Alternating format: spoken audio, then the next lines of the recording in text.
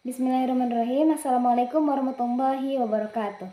Halo teman-teman, perkenalkan nama saya Putri Mustika Ayu dengan NIM 12220202237. Di sini saya akan mereview atau menjelaskan kembali pemaparan materi mengenai media pembelajaran fikih berbasis non-digital oleh kelompok 9.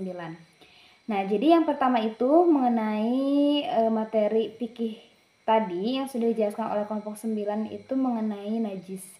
Nah, setelah dipaparkan, ternyata materi najis ini cocok untuk kelas 7 MTS atau SMP.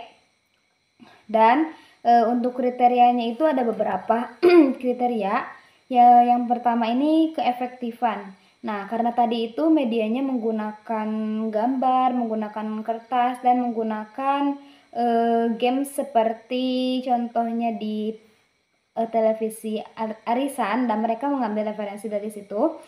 Menurut saya ini efektif gitu untuk belajar, meskipun memang tidak 100% efektif, tetapi ini akan membuat pembelajaran semakin menarik. Nah, untuk ketersediaan juga karena bahan yang digunakan itu dari kertas, kardus, itu menurut saya bisa ditemukan di mana saja gitu. Jadi untuk ketersediaan itu oke. Dan biaya pengadaan, karena tadi sudah dijelaskan bahwa medianya itu berbentuk kertas dan kardus. Untuk biaya pengadaan juga menurut saya itu tidak terlalu mahal ya. Bahkan kita bisa memakai kertas kosong atau kertas yang sudah tidak layak dipakai lagi untuk dijadikan media gitu. Fleksibilitas dan kemampuan orang yang menggunakannya. Karena ini tuh berbentuk kertas dengan gambar-gambar hewan yang mana ini termasuk najis. Nah, itu menurut saya orang tidak akan sulit untuk menggunakannya ketika dia sudah paham materinya. Karena tadi yang dijelaskan itu mengenai najis dibagi menjadi 3, yang mana termasuk najis mu'affafah, mana termasuk mutawasito, dan mana termasuk mughaladzah. Menurut saya itu orang yang menggunakannya itu tidak akan sulit gitu ketika dia sudah mengetahui materinya. Nah, selanjutnya mari kita kenali media tersebut. Karena tadi medianya yang digunakan itu merupakan kertas yang berbentuk gambar. Nah, jadi tadi pendidik itu memberikan kita sebagai peserta didik itu kertas-kertas yang sudah berisikan gambar. Nah, diantaranya ada gambar babi, gambar bangkai, gambar darah, gambar air kencing anak laki-laki yang berumur 2 tahun, dan lain sebagainya. Nah, guru tersebut memberikan kita kertas-kertas berupa itu. Ketika materi sudah dijelaskan, otomatis kita mengetahui mana yang termasuk mu'affafah, mana yang termasuk contoh dari mutawasito, dan lain sebagainya. Nah, cara penggunaan itu mudah saja ketika guru bertanya mana yang termasuk najis mutawasito. Ketika kita dibagi kertasnya itu berupa nanah, kita perlu mengangkat kertas tersebut. Nah, seperti itu. Ketika misalnya mana najis mughaladzah, ya, orang yang terbagi kertasnya berupa gambar anjing, dia mengangkat kertas tersebut. Seperti itu.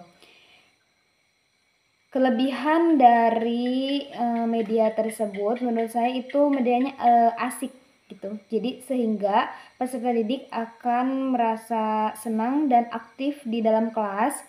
Kemudian juga tidak akan menyebabkan ngantuk gitu. Jadi karena interaktif antara guru dan peserta didik, itu membuat peserta didiknya akan menjadi lebih semangat gitu.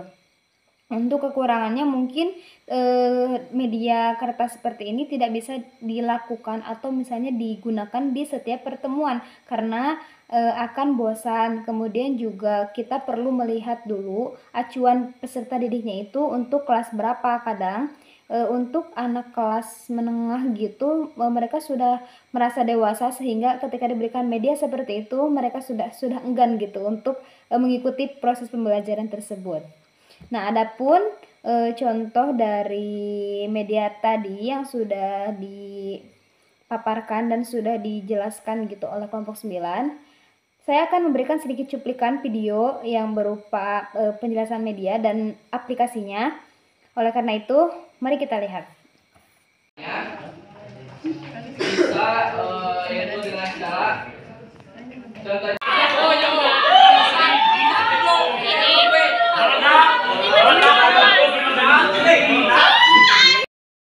sebetulnya di kelompok 9 tadi itu banyak sekali media yang digunakan, kemudian juga ada nyanyi-nyanyi berupa macam-macam najis gitu ya, tapi hanya beberapa yang dapat saya cuplikan tadi. Cukup sekian yang dapat saya review, mohon maaf apabila ada kesalahan. Billahi taufiq wal hidayah. Assalamualaikum warahmatullahi wabarakatuh. Terima kasih.